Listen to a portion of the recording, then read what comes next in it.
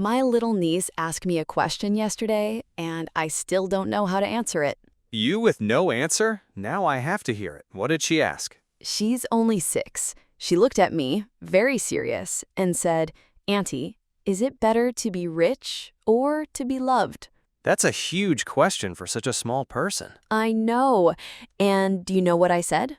I said, "Both, sweetie." That's the easy way out, and she knew it. She gave me a look like I cheated, and she's right.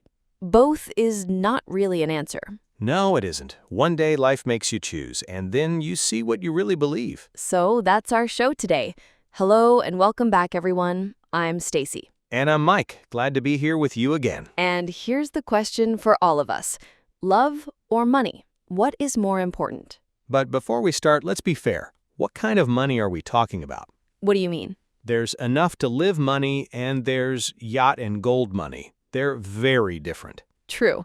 The answer probably changes with the amount. When you have nothing, money feels like everything. When you have enough, it matters less. There's even research on this. Studies say money makes you happier, but only to a point. Up to a point? Yes. Once you have enough, more money adds almost nothing to your happiness. Okay, but reaching enough is the hard part, and I still say money wins more often than people admit. Here's my first reason. Love is beautiful, but love doesn't pay the rent. That's true, sadly. And money is one of the biggest reasons couples fight. Some say it's the #1 reason for divorce. I've heard that too. So many fights start with an empty wallet. I had 2 friends, a lovely couple, really in love, but they had no money, and the stress never stopped. What happened to them? They argued every week about bills. After 3 years, the love was just gone. Money killed it. That's a sad story. And I won't pretend money problems don't break people. They do. But let me tell you the other side. My grandparents had almost nothing their whole life. How little are we talking? Very little. A tiny house, 1 old car, 1 warm coat each. That sounds hard. But they laughed every single day.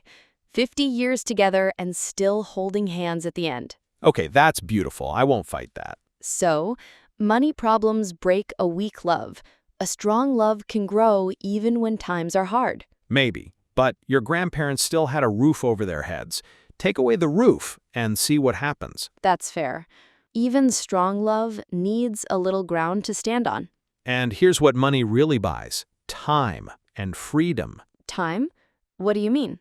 With money, you don't work 3 jobs. You can be home for dinner. You can take your kid to the doctor. So money can buy time for the people you love. Exactly. Let me give you a real one. When my dad got sick, I had saved some money. And that money helped? I took 2 months off work to be with him. Without that money, there's no time off, no last goodbye. That's a beautiful use of money, honestly. I can't argue with that one. But there's a trap on the other side. People say, "I work hard for my family." And that's a good thing, no? Sometimes.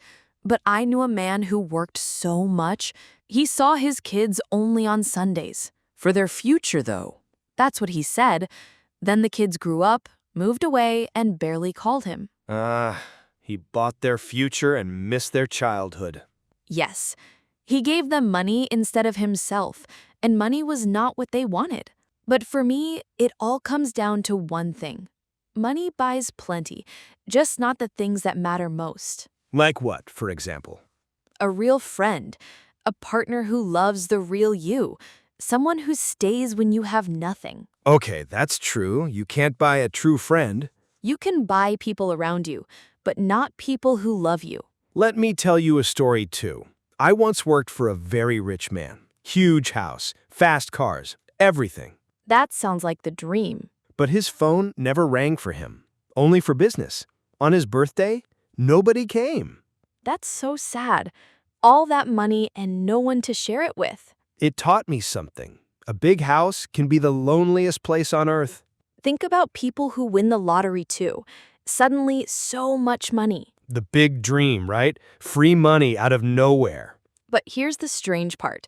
Many winners are not happier after. Some are much worse. I've read those stories. Lost friends, family fights, all the money gone in a few years. One winner even said he was happier before, when he had little but real friends. Because money can't fix what's empty inside. Exactly. It just makes it louder. But let me turn it around now. Go on then. Ask a mother who can't feed her children if money matters. She won't talk about empty inside. That's fair, and it hurts to hear. For her, money is love.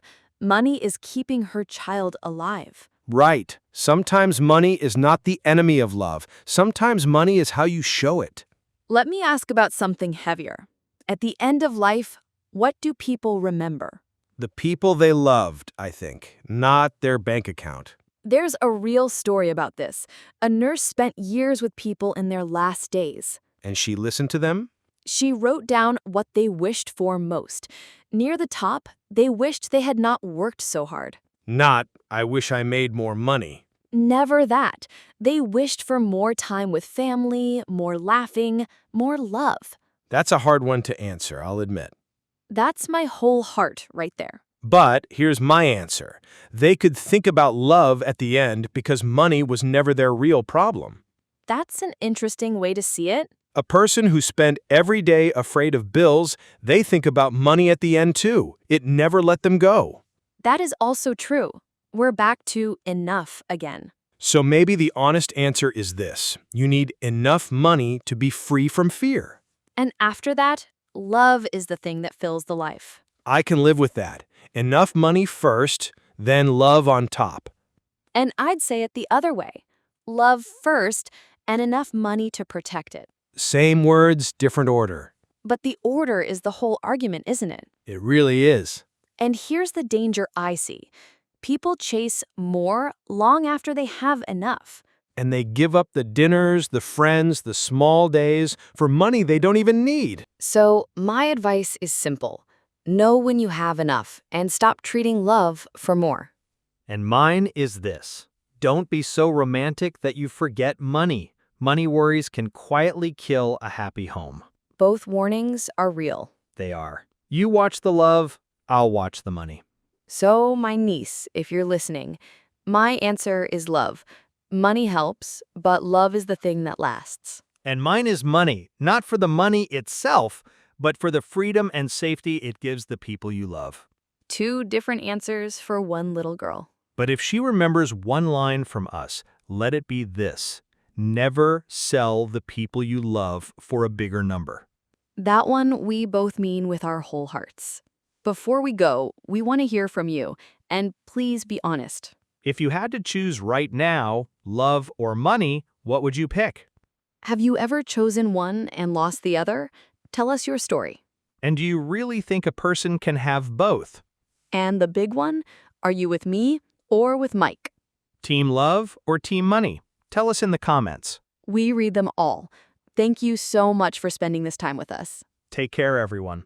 And whatever you're chasing today, don't forget who is waiting at home. And maybe call your niece.